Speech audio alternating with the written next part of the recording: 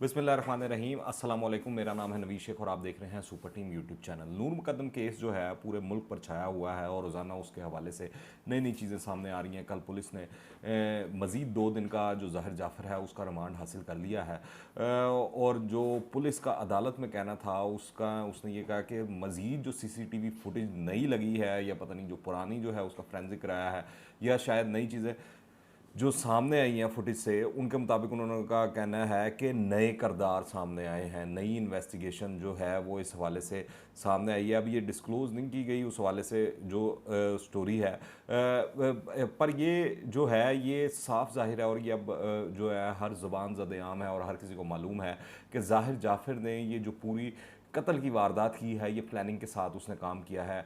मैं आपको बताऊं, ज़ाहिर जाफ़र की एक बहन है, उसका नाम है, छोटी बहन, उसका नाम अमीरा है, जो लंदन में मुकीम है, वहीं पर तालीम हासिल कर रही है और अभी भी वहीं पर लंदन में है। और जो ये कोविड वाले मामला था इस वजह से शायद वो पाकिस्तान वापस नहीं आ सकी। जो ये नूर मुकद्दम थी ये उसकी छोटी बहन की दोस्त थी। अब जो ज़ाहिर जाफ़र है इसको जैसे वो बड़े भाईजान होते हैं तो ये बड़े भाईजान थे घर के। और ये जो अमीरा और नूर मुकद्दम जो हैं ये दोस्त भी थी, आपस में सहेलियां भी थीं। और तो ज़ाहिर जाफ़र जो है इसने बड़ी प्लानिंग करके पूरे तरीका वारदात डालकर एक जाल बिछाया और इस जो बच्ची है नूर उसको फंसाया।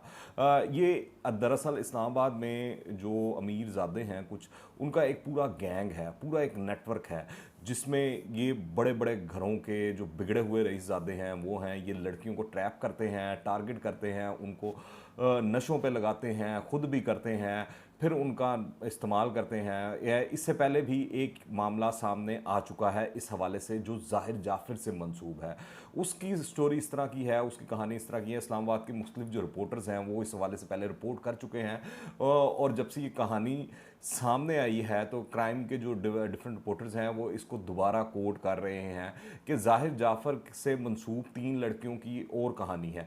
ये 3 लड़कियां कौन थी? ये 3 लड़कियां इस तरह थीं कि ये 3 लड़कियां गाड़ी की तेज़ रफ्तारी के बायस इनका एक्सीडेंट होता है और ये जाँ बहक हो जाती हैं। जब मालूम होता है तो पता लगता है कि ये नशा आवर चीज़ों का इस्तेमाल इन्होंने किया हुआ था, नशे की हालत में थी और ये ज़ाहिर के घर से निकली थी। जब ज़ाहिर जाफ़िर के घर का ताल्लुक़ बनता है इन ख़वातीन के साथ कि ये वहाँ से नशे करके पार्टी करके वहाँ से निकली हैं और उसके बाद तेज़ रफ्तारी के बायस गाड़ी उलट गई और उसके बाद जो है हादसे का शिकार होकर ये ख़वातीन जान से हाथ धो बैठी। तो ज़ाहिर की तरफ ये जब मामला जाना शुरू हुए, बज़ाहिर इसके अंदर ज़ाहिर का कोई उस हिसाब से कसूर नहीं था, मगर जो पार्टी हो रही थी, ये जो ड्रग्स की और जो सारा जो मामला था वो ज़ाहिर के घर पर हो रही थी। तो जब ज़ाहिर का नाम आना शुरू हुआ तो आपको पता है ताकत और पैसा और पावर और सारी चीज़ें, रिसोर्सेज वगैरह सारी चीज़ चली और ये जो मामला है, ये केस जो है, इसको उसी वक्त वहाँ पर दबा दिया गया, ठप कर दिया गया। अच्छा, अब ये जो लड़कों का गैंग है इस पर पुलिस को ना 2 जो बंदे हैं इस गैंग के अंदर ज़ाहिर के अलावा उनको थोड़े से शकूक व शुबात हैं, वो इस वाले से इन्वेस्टिगेशन भी कर रहे हैं। एक लड़का जो है इसके अंदर है, उसका नाम है संगीन, उस पर पुलिस को शक है, यकीन नहीं कि ये शायद इस मामले के अंदर मुलविस है या नहीं मुलविस है। एक लड़के का नाम मुराद जमाली है, दूसरे का नाम जो है माहिर है। अच्छा, अब इन 2 लड़कों ने ही बेसिकली जो नूर मुकद्दम है उसको मैसेजेस करके, बातचीत करके उसको कायल किया कि जो ज़ाहिर है वो हमेशा के लिए पाकिस्तान छोड़ के जा रहा है, उसका जो फ्यूचर है अमेरिका के अंदर है, सारी प्लानिंग उसने की हुई है, वो अमेरिका रहेगा, सारा कुछ करेगा। तो अब वो जा रहा है, तुम आखिरी बार उससे मिल लो, लास्ट टाइम उससे मिल लो और उसको गुड बाय कह लो।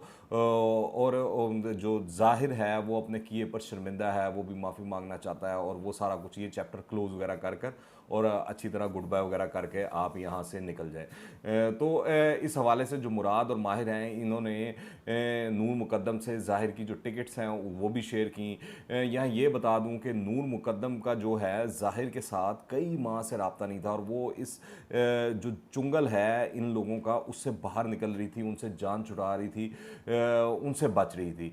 तो ये मुराद जमाली और माहिर ने नूर मुकद्दम को ज़हनी तौर पर तैयार किया कि वो आखिरी बार ज़ाहिर से मिल ले, और वो जा रहा है और उसने यहाँ पर नहीं रहना। तो इस मामले के अंदर जो नूर मुकद्दम है उनके ट्रैप में आ गई।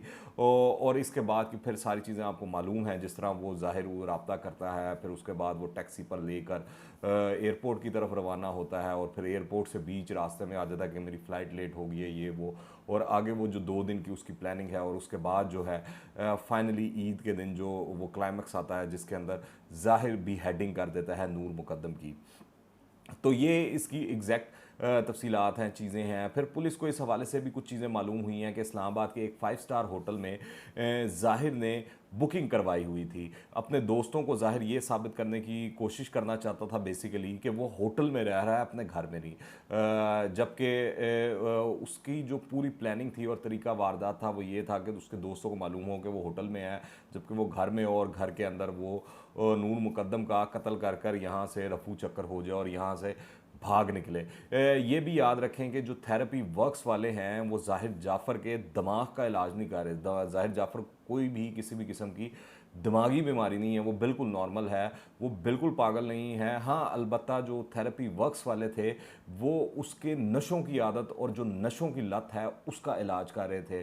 ज़ाहिर जाफ़िर जो बेसिकली ये शख्स है, ये बिगड़ा हुआ रईस दादा है, और ये इस कमाश का शख्स था और है भी कि जिसका दिन का आगाज़ नशे से होता है और शाम का इख्तिताम भी नशे पर होता है। तो ये कहना कि ये पागल है, ये बिल्कुल गलत बात है, बिल्कुल गलत मफरूज़ा है।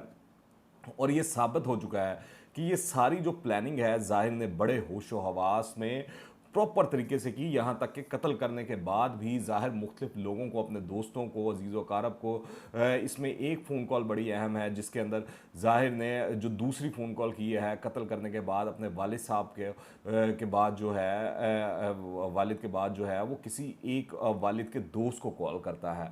और ये काफ़ी लंबी गुफ्तगू है। कुछ कहते हैं 4 साढ़े 4 मिनट की गुफ्तगू हुई, कुछ कहते हैं कि ये 10 मिनट की गुफ्तगू हुई। इस हवाले से ज़ाहिर बेसिकली हेल्प चाहता था कि किसी तरह वो उसने ये कर तो दिया है, अब वो पाकिस्तान से भागना चाहता था। दूसरा, ये भी पुलिस इन चीज़ों पर भी तहकीक कर रही है कि जो उसने उसका सर कलम किया है, तो क्या ज़ाहिर जो है कत्ल करने के बाद बॉडी को किसी तरह डिस्पोज ऑफ करना चाहता था, उसके टुकड़े टुकड़े कर कर। और इन लाइंस पर भी पूरी सोच रही है और देख रही है। और ये सारा जो है जितने भी चीज़ें आ रही हैं, स्टोरी अनफोल्ड हो रही है और जो हकायक हमारे सामने आ रहे हैं, उससे मालूम हो रहा है कि जो सारी प्लानिंग है ये ज़ाहिर ने की थी। इसके दोस्तों ने नूर को कायल किया, और ज़ाहिर ने पहले ही प्लान कर रखा था कि उसने कत्ल करना था।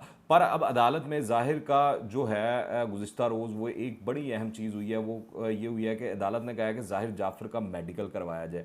अब मुझे नहीं मालूम कि ये मेडिकल करवाना क्यों ज़रूरी है, ये तो जो वकला हजरात हैं या जो कानून को समझते हैं वो ज़्यादा बेहतर जानते हैं। क्योंकि अगर आप वैसे देखें तो ज़ाहिर की बिल्कुल मेंटली और फिज़िकली बिल्कुल परफेक्ट दिखाई देता है।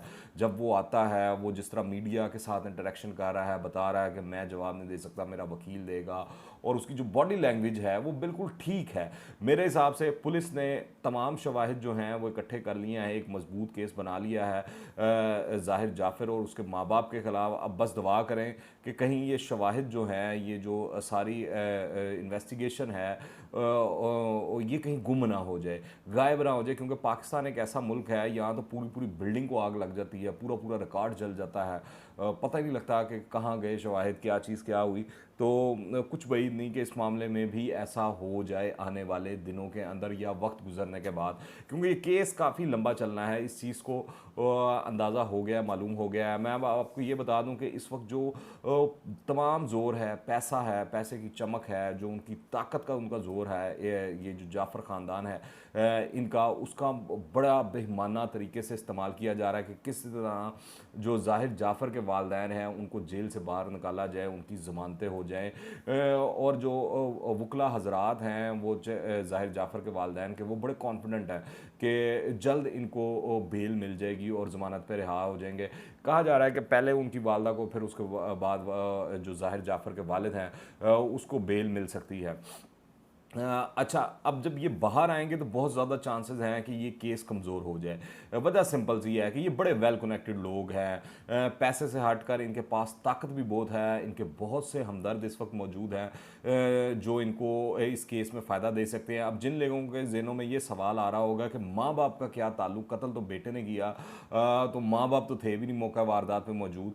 पर मैं आपको बताऊं कि गुज़िश्ता आप मेरे वीलॉग्स जाकर देखें, उसके अंदर मैंने बड़ी तफसील से बताया, बाकायदा टाइमिंग के साथ और डेट के साथ, कितनी देर तक की गुफ्तगू की ज़ाहिर ने अपने वालदैन के साथ, और मुसलसल गुफ्तगू की, और कत्ल करने के बाद भी ज़ाहिर जो है सबसे पहले अपने वालिद को बताता है। ये इस वक्त पूरा जोर लगा रहे हैं कि किसी तरह जेल से बाहर आया जाए। जो ज़ाहिर जाफ़र के वालदैन हैं ये पूरी ताकत लगा रहे हैं, और इस वक्त आप देखें ज़ाहिर जाफ़र के का वकील अलग है, उसके जो माँ है उसका वकील अलग है, जो बाप है उसका वकील अलग है। ये जेल में है, मगर डॉन अखबार के अंदर और इनके हवाले से इश्तिहारात छप रहे हैं, ये दाखिल लाए जाते हैं। तो आप देखते हैं कि क्या प्रोटोकॉल चल रहा है, कितनी हिफाजत और किस तरह सिक्योरिटी हिसार में इनको लाया जाता है, और जो सहूलियात दी जा रही हैं वो किसी से ढकी चुपी नहीं है। इस तरह लगता है कि जैसे इन्होंने या इनके बेटे ने किसी के साथ ज़्यादती नहीं की, बल्कि ज़्यादती इनके साथ हुई है। कत्ल इन्होंने नहीं किया बल्कि इनके किसी अजीज़ का कत्ल हुआ है। दरअसल ये सारी प्लानिंग जो है ये जाफ़र के माँ बाप की थी कि उसको किसी तरह जब कत्ल करने के बाद जब ज़ाहिर कॉल करता है अपने बाप को कि उसको किसी तरह पागल साबित किया जाए। इसीलिए ये जो थेरेपी वर्क्स वाले हैं इनको कॉल की जाती है, वो आते हैं, उनका बंदा ज़ख्मी होता है, उस पर ज़ाहिर जो है हमला करता है। ये भी एक सवाल है कि अभी तक पता नहीं पुलिस ने इस हवाले से, जो बंदा ज़ख्मी हुआ है शदीद, जिसको ज़ाहिर ने ज़ख्मी किया, उस हवाले से भी केस जो है रजिस्टर्ड किया है या नहीं किया। और जो थेरेपी वर्क्स वालों को बुलाने का मकसद था, वो मकसद यही था कि किसी तरह ज़ाहिर को पागल डिक्लेयर किया जाए और इसको यहाँ से निकाला जाए और बाहर भेजा जाए। आप देखें कि ज़ाहिर के माँ बाप और मुलाजमीन और थेरेपी वर्क्स वालों ने भी पुलिस को फ़ोन नहीं किया। यहाँ के थेरेपी वर्क्स का जो एक बंदा है शदीद ज़ख्मी हो जाता है, फिर भी वो पुलिस को कॉल नहीं करते, हमसाया ही कॉल करता है। और जब पुलिस आती है तो तब भी जो मुलाजमीन हैं, जो गार्ड्स हैं, उनको ये हुक्म नहीं होता कि वो किसी तरह दरवाज़ा खोल दे। ये पुलिस दीवार फलांग कर अंदर जाती है, और जब अंदर जाती है तो उनके शुष्ट रह जाते हैं, उनकी आंखें खुल जाती हैं, वो हैरान हो जाते हैं कि अंदर क्या जो है तूफ़ान बरपा है।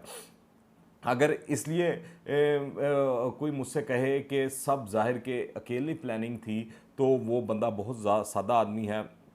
ज़ाहिर ने जो काम किया है इसको छुपाने में थेरेपी सेंटर वाले, घर के तमाम मुलाजमीन, और सबसे बढ़कर ज़ाहिर जाफ़र के अपने माँ बाप भी मुलविस हैं।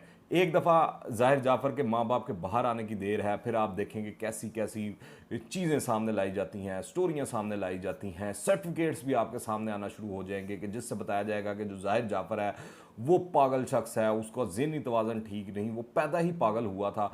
और पाकिस्तानियों को बावर कराया जाएगा कि ये अमेरिका से लेकर बरतानिया और यूरोप और पता नहीं कहाँ कहाँ कौन कौन से पागल खानों में रहा है, और इस पर वहाँ पर पता नहीं क्या क्या केस हुए हैं, और शायद या पता नहीं ये पैदा ही पागल हुआ था। अब एक जो स्टोरी है, हमारे दोस्त हैं समा के नईम अशरफ भट्ट साहब, बड़ी वो एक्सक्लूसिव स्टोरियाँ देते हैं। कल समा ने एक स्टोरी ब्रेक की थी। वो स्टोरी ये थी कि दरअसल ज़ाहिर जाफ़र को लाहौर तो लाया गया, मगर इसका पॉलीग्राफिक टेस्ट नहीं कराया गया। जो फोरेंसिक एजेंसी है लाहौर के अंदर पंजाब की, इस हवाले से उसने मुकम्मल तैयारी भी की हुई थी कि जो ज़ाहिर जाफ़र है उसका पॉलीग्राफिक टेस्ट होगा, मगर पुलिस अफसरान ने नहीं किया। इस बात को छुपाया गया और मीडिया को ये तासुर दिया गया कि वो ज़ाहिर एक्टिंग कर रहा था और ये कर रहा था, वो कर रहा था, और ख़बर फैलाई गई। पर ये क्यों किया गया, ये तो अब जो इस्लामाबाद के पुलिस अफसरान हैं जो इसको इन्वेस्टिगेट कर रहे हैं वो ही बेहतर बता सकते हैं। पर सबके ज़हनों में ये सवाल है कि सब कह रहे हैं और सब जानते भी हैं इस हवाले से कि ज़ाहिर जाफ़र के हवाले से अगर इतनी चीज़ें इकट्ठी की जा रही हैं, और जब उसको लाहौर ले ही आए थे पुलिस वाले एक्सक्यूज मी, तो उसका पॉलीग्राफिक टेस्ट क्यों नहीं करवाया गया? करवा लेते तो उसमें क्या कबाहत थी। बल्कि लोग तो ये कह रहे हैं कि ज़ाहिर जाफ़र के अलावा उसके मुलाजमीन और उसके माँ बाप का भी पॉलीग्राफिक टेस्ट होना ज़रूरी है, ताकि हक़ाइक़ लोगों के सामने आए।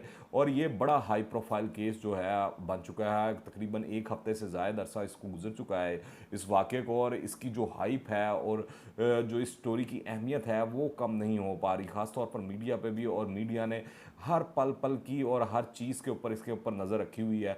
देखते हैं कि हमारी जो रियासत है और जो हमारे इदारे हैं वो इस सिलसिले में कामयाब हो पाते हैं या नहीं, कि वो ज़ाहिर जाफ़िर को करार वाक़ई सज़ा दिलवा पाएँ, और साथ ही जो जो किरदार इसमें मुलविस थे, चाहे वो थेरेपी सेंटर्स वाले हों या मुलाजमीन हों या ज़ाहिर जाफ़र के अपने माँ बाप। तो आप क्या राय रखते हैं नीचे कमेंट्स में लाजमी बताइएगा। अगर आपने अभी तक इस चैनल को सब्सक्राइब नहीं किया तो इस चैनल को सब्सक्राइब करें, बेल आइकन को प्रेस करें ताकि ताज़ा तरीन अपडेट्स और नई वीडियोज़ आपको बरवक्त मिलती रहें। अगर ये वीडियो पसंद आए तो लाइक करें और ज़्यादा से ज़्यादा शेयर कीजिएगा। दुआ में याद रखें। टिल द नेक्स्ट टाइम, अल्लाह हाफिज़।